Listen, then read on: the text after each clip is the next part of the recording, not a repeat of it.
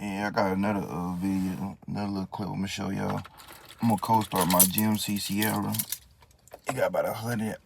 It had 130,000 on it. I put about 7,000 miles, maybe 8,000 miles on it.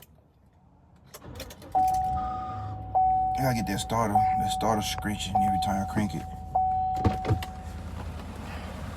I'm gonna pop the hood on y'all and show y'all.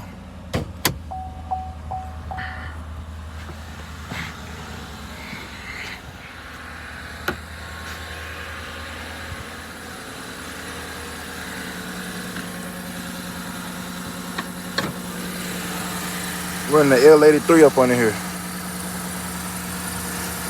It fairly stopped, but it do good on the highway.